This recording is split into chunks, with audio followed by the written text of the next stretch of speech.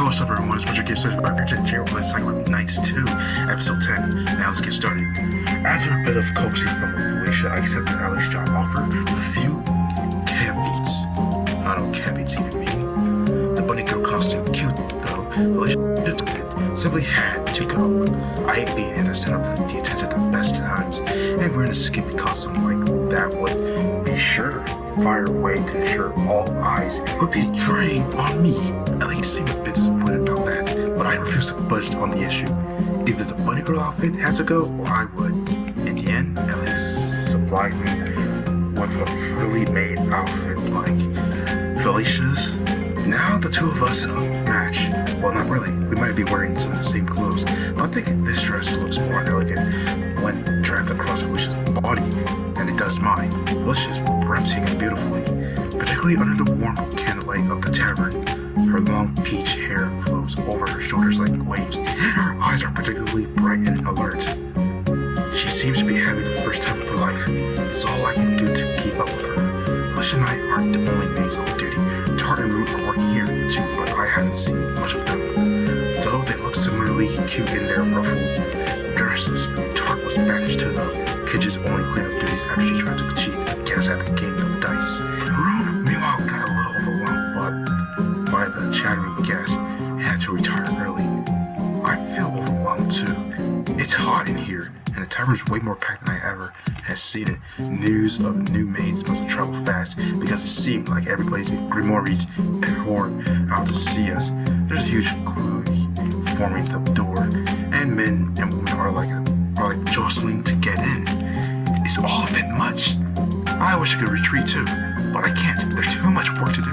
I'm so busy, in fact, I almost forget how anxious I am. In fact, I'm almost having fun. Oh, greetings, madams. I apologize for the long wait. After seeing one table of guests off, I greet the next few visitors. I affix them with my brightest smile, my hand held demurely at my front. Let me lead you to your seat. Please take your time to check the menu. If there's anything you can't eat, let me know, and I shall pass it on to the kitchen staff. Why, thank you. One of the women laughed, her face covered in her hand. You're awfully facetious. Pretty too. Oh, no, I'm just doing my job.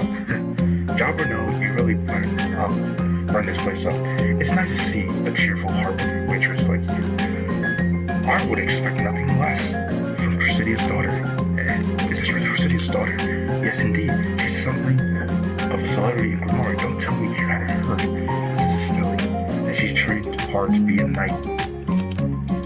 Though she's busy, she decided to take the time off to bring a bit of joy and laughter to her this gloomy old tavern. Don't you think that was sweet of her? Oh yes, it was very kind. I didn't think knights would bother with such menial tasks, but I'm glad she did. She's like no knight I've never met. She's so kind and considerate. So this is Christina's daughter. Well, I almost feel like I should ask for her autograph. Thank you for kind words, but I'm not a real knight. Not just yet. I still need to work harder. I think you're working pretty hard. Plenty hard, dear. Don't be so hard on yourself. That's what Felicia tells me. Felicia? The pretty alpha? Yeah, she says I need more self-confidence. That's partially why I decided to take this job. I want to prove to myself that I can do this. I try my best, so I'll be very happy if you could keep supporting me. But of course, how could I not when you're so sweet? I talked to the two women as I led them to their table. Then after I jotted down their order, I hurried back to the kitchen. With each step, my body feels lighter and lighter.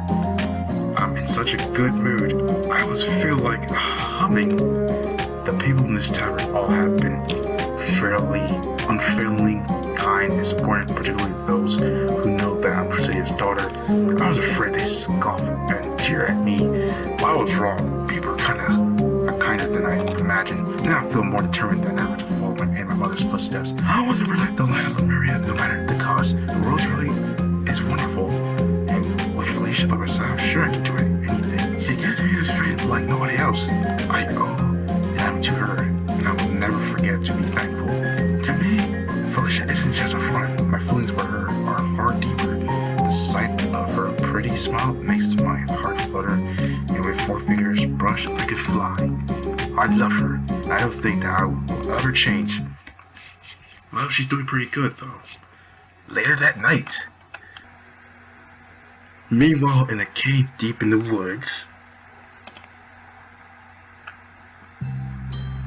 Grimoire's adventures have been getting cheeky as of late. How dare they try and hunt down my precious monsters? Perhaps they think they have the upper hand for now, but they will get their compliments soon enough. I've heard this word before. Come up, points. I will not rest until Grimoire know all of Lemuria has been brought to its knees.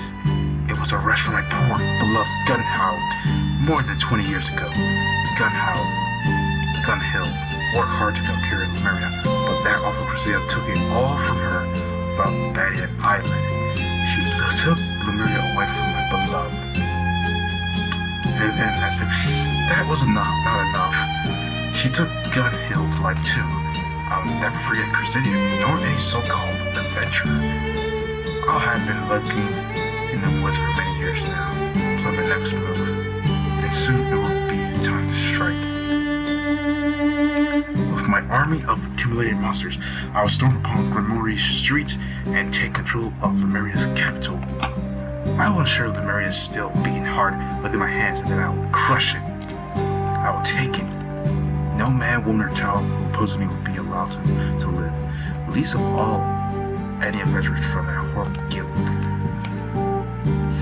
I'll conquer the world once more for the sake of my beloved Gunhild. She might be gone, but I, Saga, still remain. I was Gunhild's most precious disciple. I would have followed her to every very ends of the earth if I could. I wish that I had died in her instead. But I did not perish when Crusadia infiltrated our lair. Gunhild blamed me to run. She told me to live, and I shall uphold her legacy. At least I will.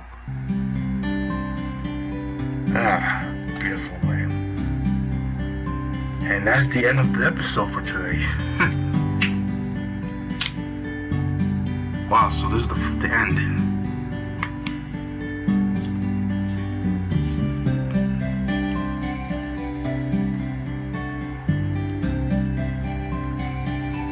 Well, yeah, I did have to cut out a lot of things that were nude because I didn't realize that I had the nude version of this game. So most of those things have been cut out already. So, you know, because I realized that it's the lewd version that I have of this game. And yes, part 3 is already out, the game itself. And that is the end of the video for today. So thank you everyone for this video. Don't forget to like, comment, subscribe, and I'll see you guys in the next one.